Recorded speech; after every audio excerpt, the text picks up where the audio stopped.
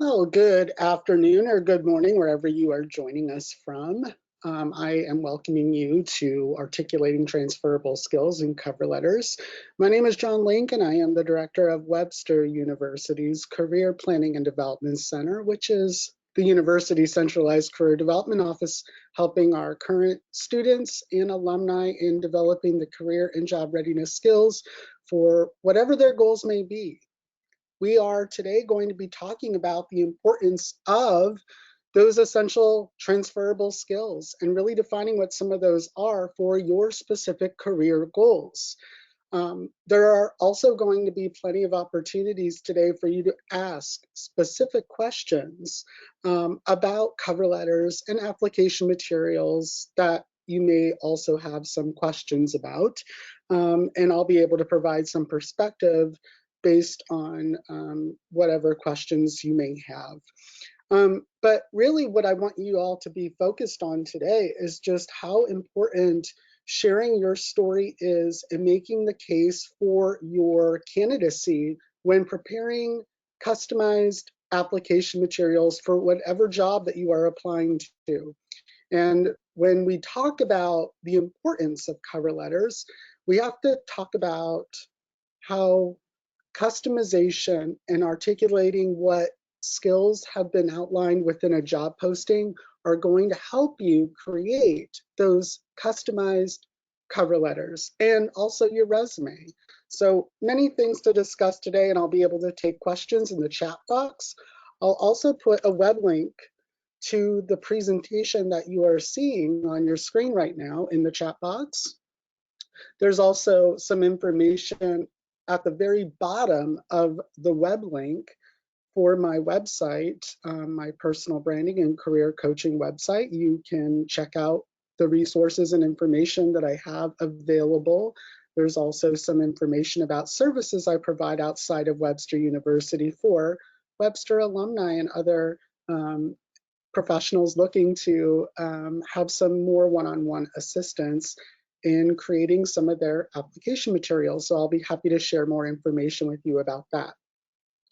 Doing a deep dive and really focusing on what cover letters will emphasize in your application materials and how important transferable skills are, it's just one of those things where your ability to recognize and highlight transferable skills when you are preparing application materials can be the difference in getting an interview for the position that you're interested in and not. So really focusing on why transferable skills are so important and how you can spot those transferable skills from previous experiences, you're going to be able to really articulate those clearly when you are customizing any sort of documents that you need as part of a hiring process. If transferable skills are new terminology for you, it is one of those areas that I find a lot of, there are a lot of opportunities to think of broadly about the skills that you have acquired through your current and previous work experiences, any experience that you have outside of a work context, and how those skills can be leveraged and be of value to your future employer. So think about it as those skills that you picked up in a previous role, and that will help you with the position that you're applying to. They're not going to be distinct from other experience because they are closely but not exactly related to what's called for in that job posting. So be mindful that your experience is going to be valuable. Your skills that you will be emphasizing in the cover letter are going to paint a picture of how those skills are going to benefit the employer based on what is detailed in the job responsibilities. If you are specifically looking to change careers or you're looking for career advancement, if you may be feeling that you're not as qualified, really focusing on some of your areas of transferable skills can grab the attention of the hiring official and how that skill set is going to be beneficial. And it also gives the hiring official a good idea of how you have been able to really review the job posting and make the case for your candidacy. So really thinking about that in a way that's going to make you stand out and focusing on how you can apply those skills for the specific job posting is going to be a really valuable part of your own professional growth.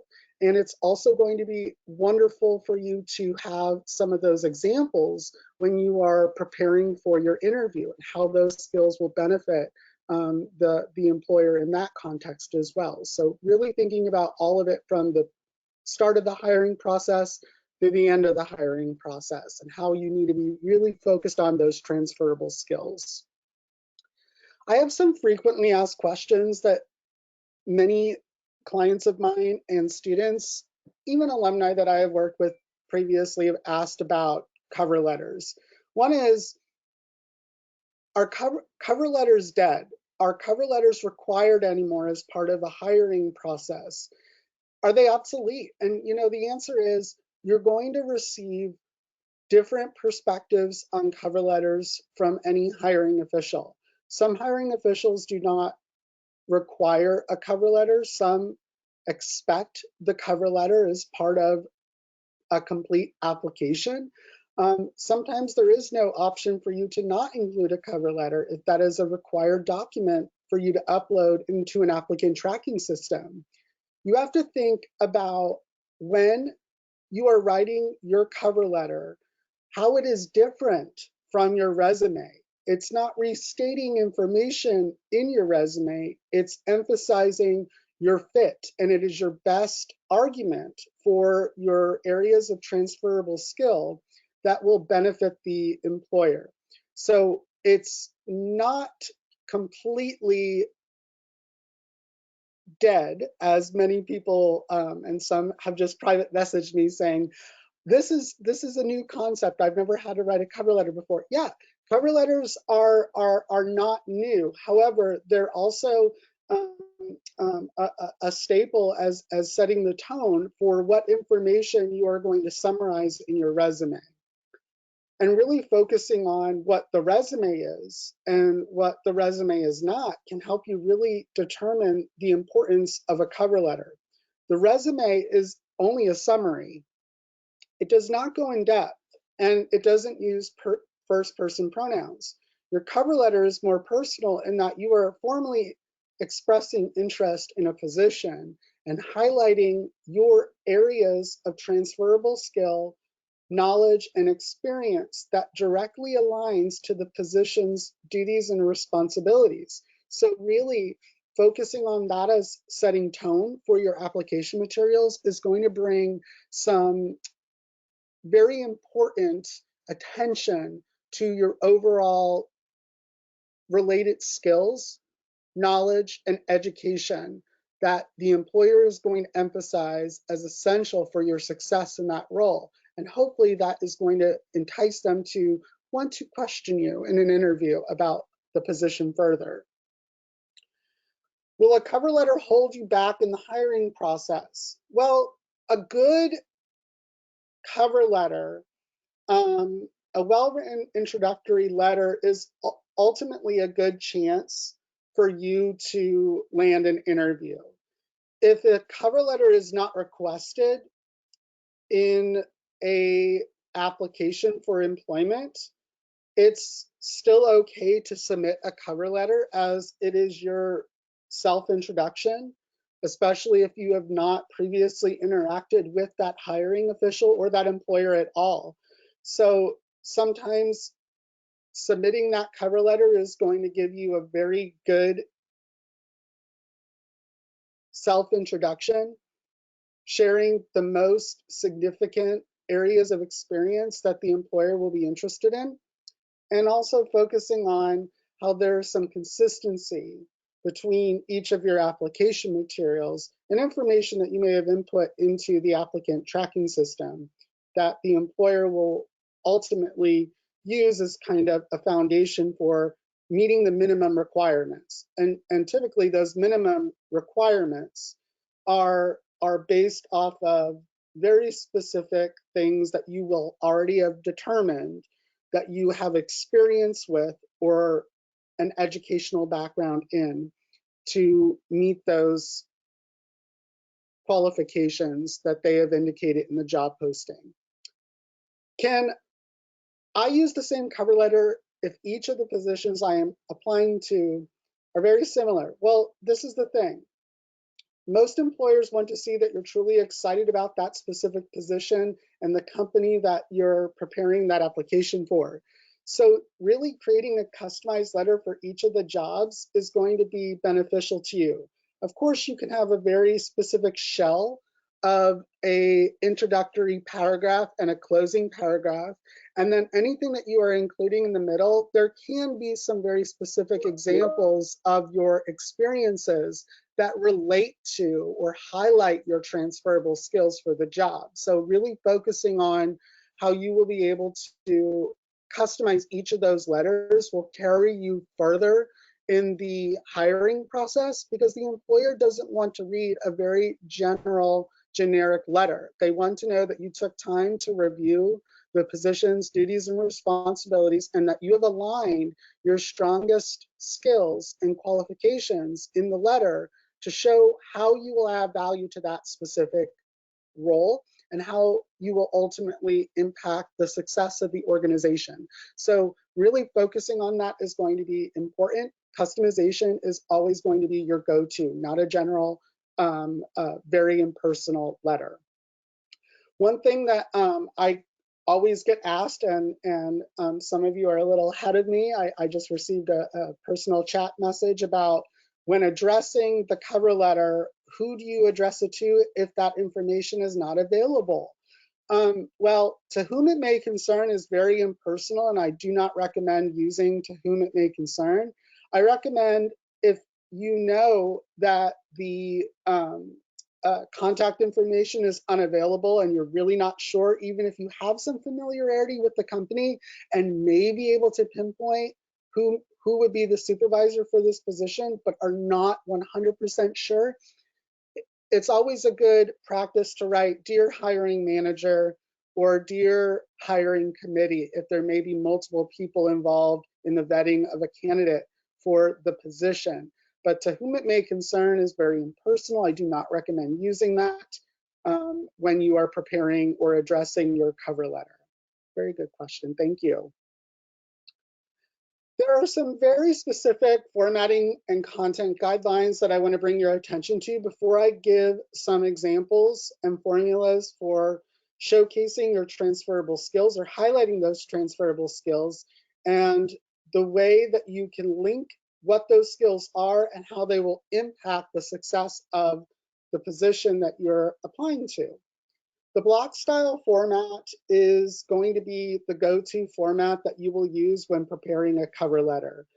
In this format, you're going to see all the text aligned left, single space, and you will have your 2-line mailing address on the top, the date that you are addressing the letter, and you will have the contact information of the company.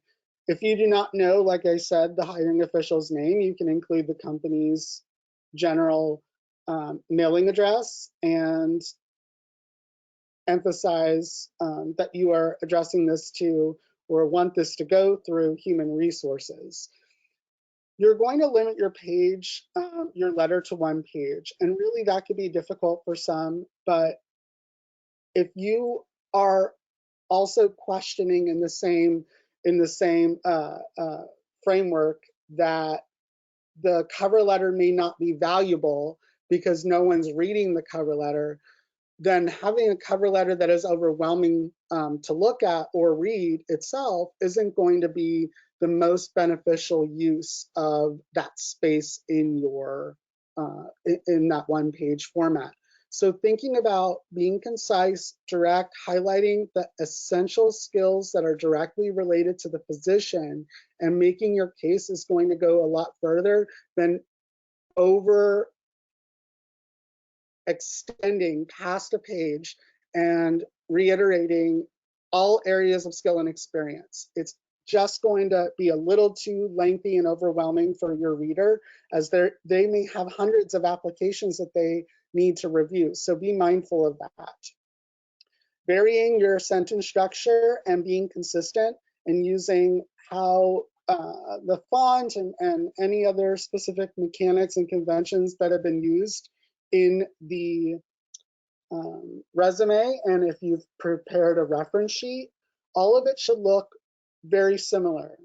You should be very consistent in how you are going to be preparing these application materials, because that's overall your personal brand. And you really want your reader to know that you put a lot of effort into making sure that all of these application materials are sharing your professional story and represent your best professional self. So consistency is going to be important here. Only highlight relevant content if you have, for instance, a gap in employment. You don't necessarily need to address that in the cover letter. If you've been laid off temporarily or furloughed, for instance, temporarily, and are now looking for something more permanent, you don't need to emphasize that in your cover letter. That may be a question that comes about in an interview, but it's not something that you necessarily need to address in the content section of your cover letter. Using very action-oriented language and keeping focus on providing your reader with your objective for the letter is going to keep your reader engaged with the content that you are including.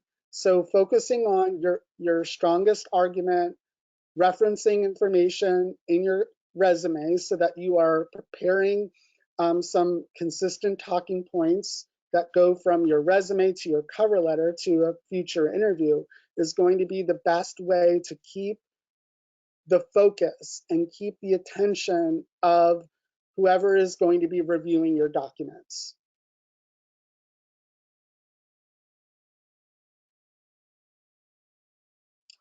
Really figuring out if something's a transferable skill worth including in your cover letter. There are a couple formulas that I use to really focus on what skills, strengths, areas of expertise that you may have that will be beneficial to your future employer. Can be accomplished in at least two ways. There's many different ways to accomplish this, but I'm providing two examples today for you to see how it can fit within your specific cover letter if you're using this as a framework for enhancing your current cover letter. Formula 1, you will use this as a second and optional third paragraph of 4 paragraphs in your cover letter. You are going to begin by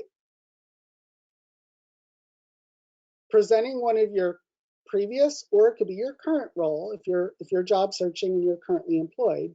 You will identify the role and the responsibility that you had or responsibilities, and directly state how these responsibilities improved or helped teach you specific skills.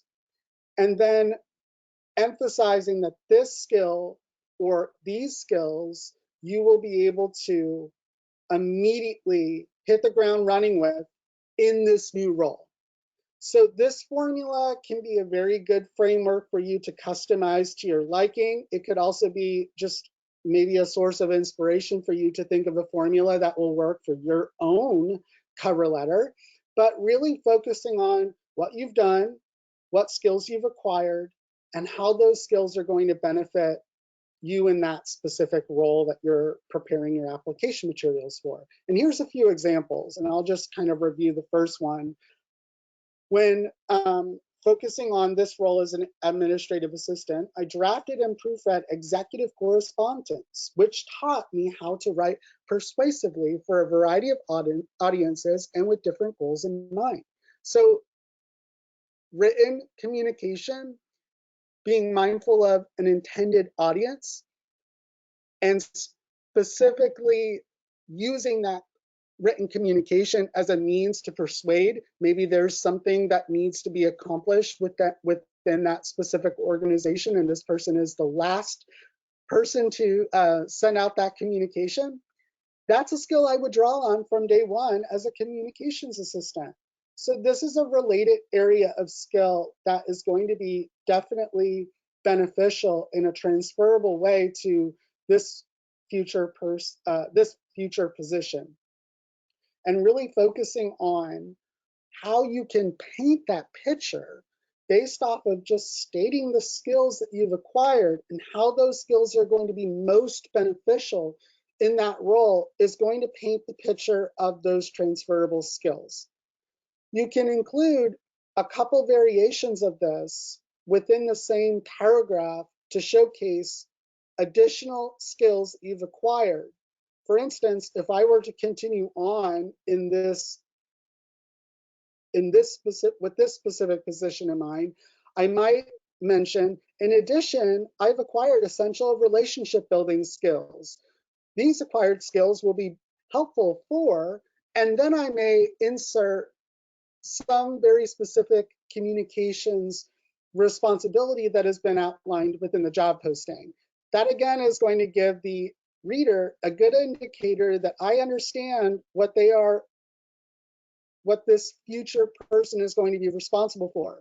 And because I have a good understanding of that, I am presenting these specific examples and skills that are going to showcase how they will benefit the employer if I'm hired in this position. So thinking about that in a very specific way is going to really benefit you and really help you when you are customizing your cover letter for every application that you're going to be putting complete professional documents, polished professional documents together for.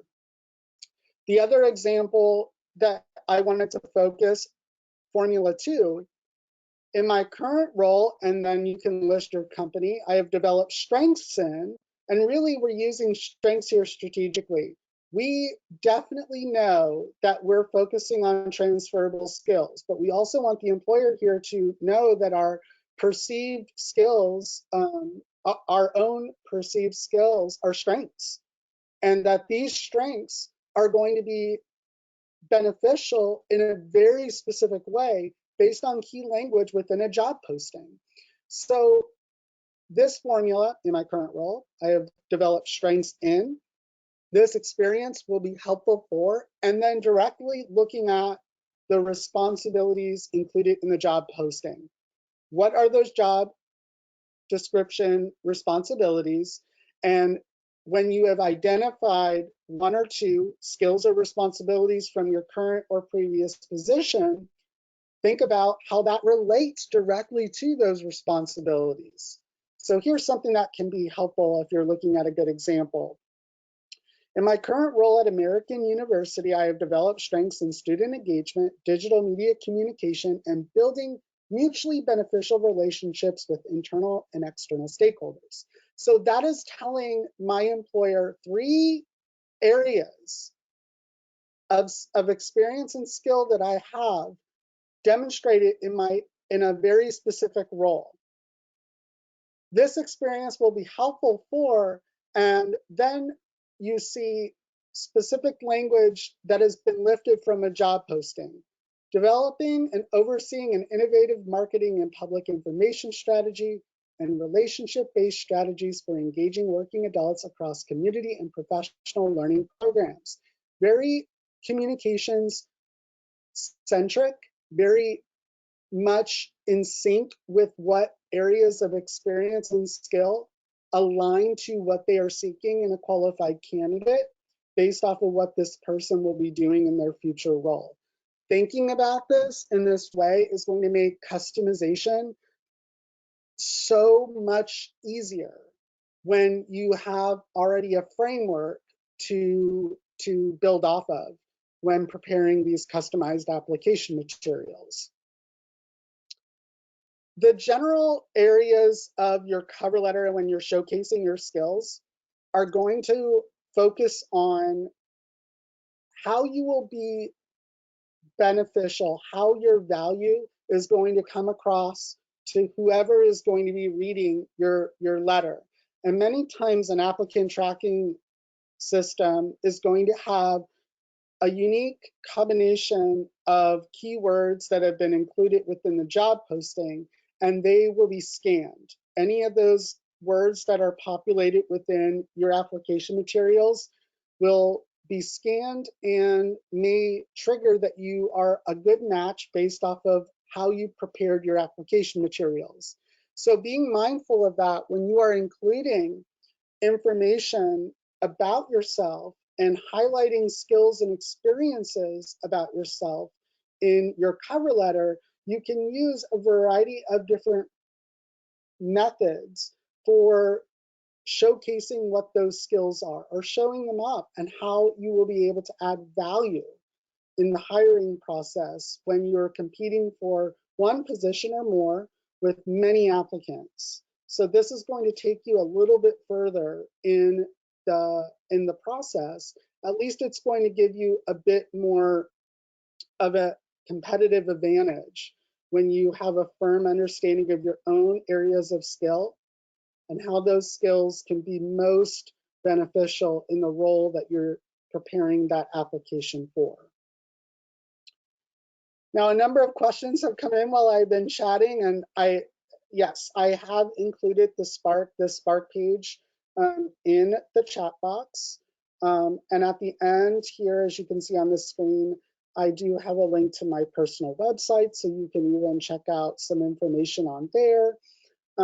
But I'll continue to take questions that you have about cover letters and what information you may want some additional perspective on through highlighting any areas of knowledge, experience, skill, strengths that would be helpful for the hiring official to know about you.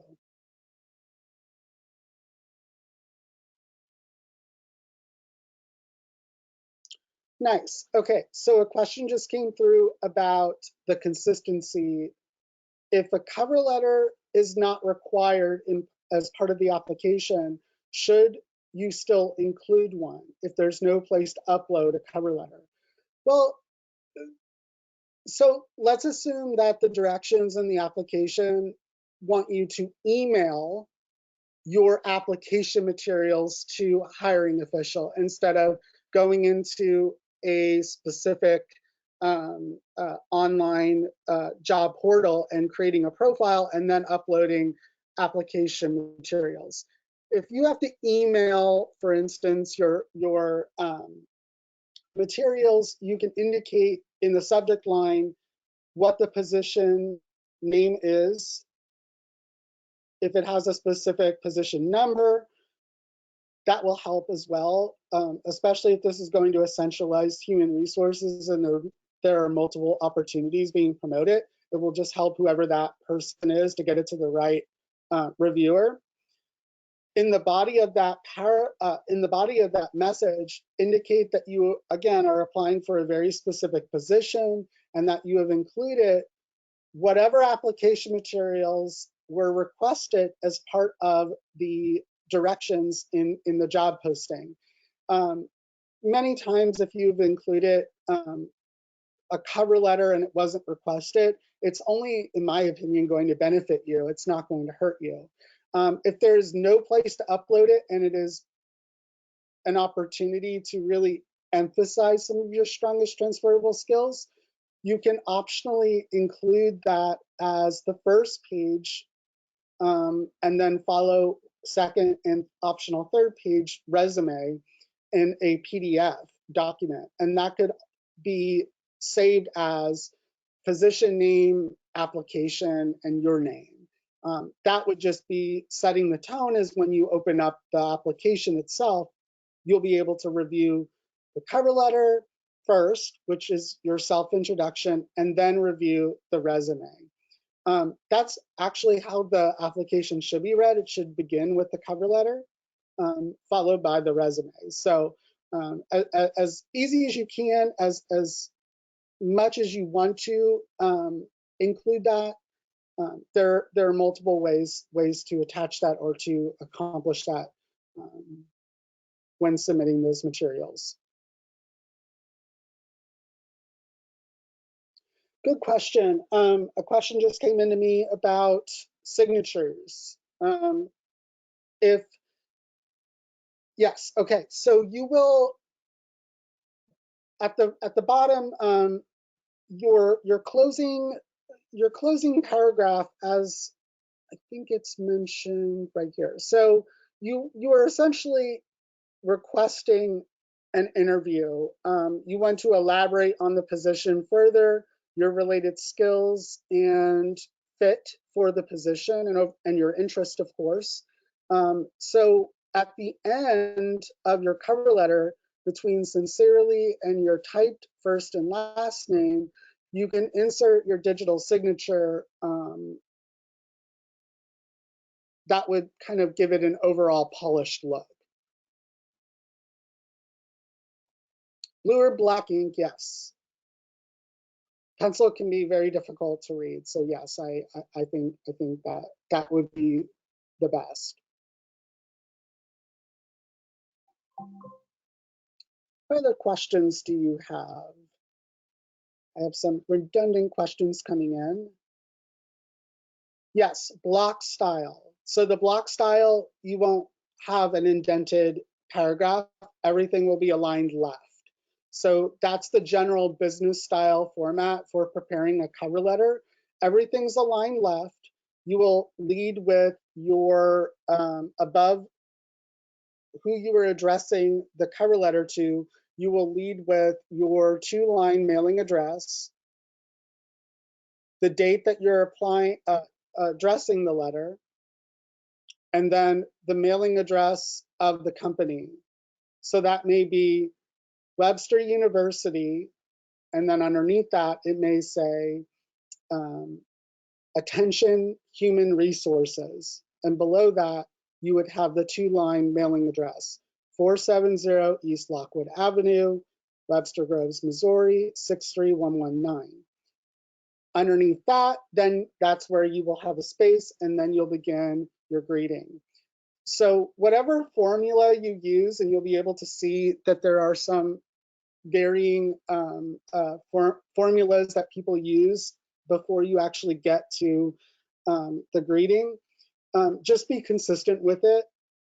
Be consistent with the font that you are using. Be consistent with the margins, the spacing, the size of your font. All of that should be consistent with your resume and any other application material requested in your as a complete application.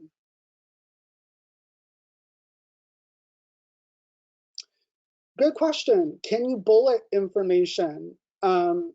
Yeah, I've seen the body of the paragraph, the body paragraphs, more or less focused on. I have demonstrated skills and experience in the following areas, and may list in a bulleted format, but specific, different language than used exclusively in the resume. So if you're listing kind of little snippets in a bulleted list in the body, be very intentional about the order, and make sure that you are doing a thorough read through of the job description so that you are hitting on all of the strongest skills that you have related to the position's duties and responsibilities, because that will benefit you, and it'll also let your reader know that you've customized the application, and that they don't have to go searching for specifics, as you've already presented that information in a very specific way. Very good questions today. Thank you for that one. Yeah, so a question just came in to me regarding, can a cover letter potentially do harm if you have not customized it? This individual mentioned that they had been using a very general template that they had used for previous jobs and never had an issue, but has recently used that template and has not necessarily been receiving any calls for interviews. Well, one thing is, can't be too hard on yourself if you're not getting callbacks for interviews just yet.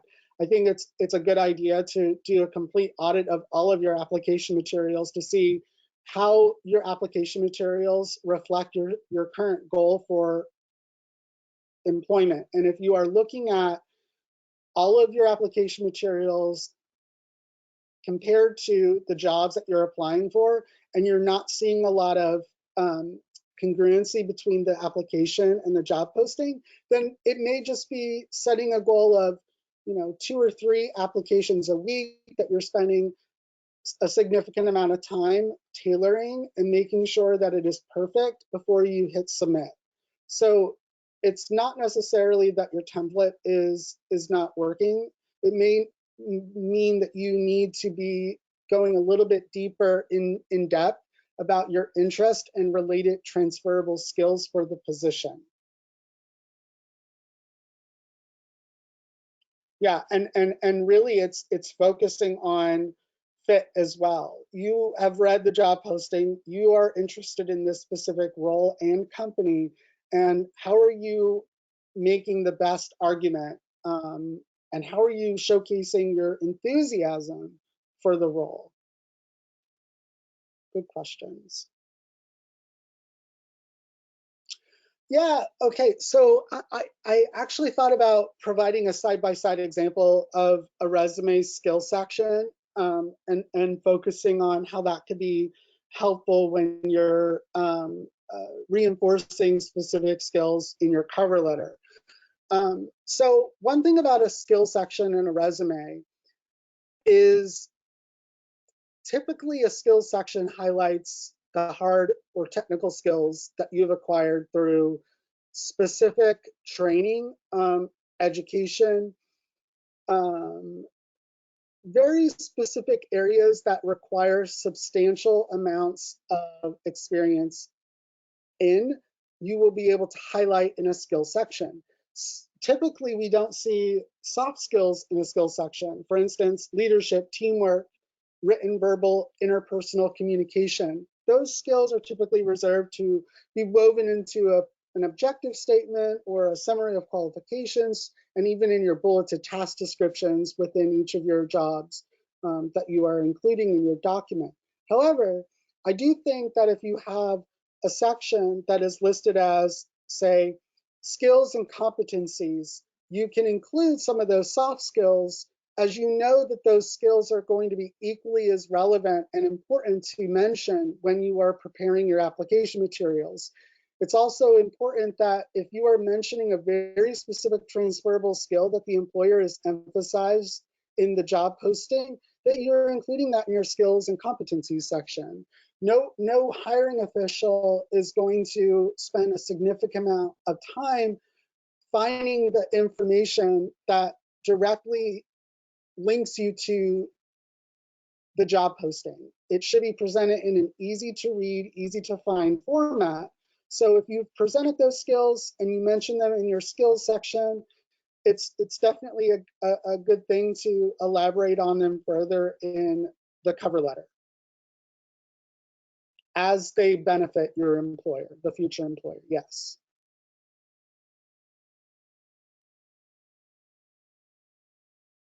Yeah, so how many skills or too many skills to mention in your cover letter? I think really just focusing on how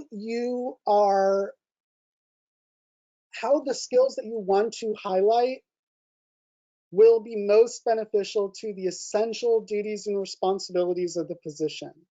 So if you're applying for a position that has a job title of communications strategist, I would expect you to be focused on specific areas of communication that you have developed strengths in and have experience in, to articulate how those skills are going to benefit your future employer in that specific role. So really focusing on painting the picture, but not over painting it, not over emphasizing every single word that has been detailed within the job posting isn't isn't necessary. Knowing that there are going to be specific skills that will allow some natural inferences based off of your responsibilities listed in your resume, that the employer knows that you likely have exhibited strengths in. So focusing on at least 3 strong transferable skills and no more probably than 10. And 10 may even be just too alarming, especially if they're all over the place. All different types of skill sets would indicate that you're definitely a jack of all trades, but we want to make sure that you're focused on the positions, duties and responsibilities, not anything extra. Wonderful questions. Thank you. Yeah, so I did put that link. Yes, so the link is included in the chat box. And yes, my contact information, yes, my website is on the very bottom. So this website will be live, or this Spark page will be live for you to make reference to after today's conversation. And you could definitely use these formulas, customize them to your liking. I promise you, if you begin just tweaking your letters here and there and then make some necessary adjustments to your resume, you're likely going to feel a little bit more confident when you are putting time and effort into these applications. You want to feel confident that you will receive some sort of return on that time spent customizing these application materials. And hopefully that will yield interviews for those jobs that you're interested in. Okay, an additional question came in about preferred and minimum qualifications. So preferred qualifications, think of that as kind of the, I guess, like a dream list of experience that somebody may have or skills that somebody may have. The minimum or required qualifications are those that are like the absolute essential must have at least exhibited mastery, proficiency, experience in these specific areas. That's the threshold. So anything added to that is only going to be beneficial to you. So if you see preferred qualifications listed in the job posting and you have exhibited experience, you have skills that they have mentioned, those are the key skills that you want to possibly elaborate on in your cover letter. So very good question there about preferred and minimum or required qualifications.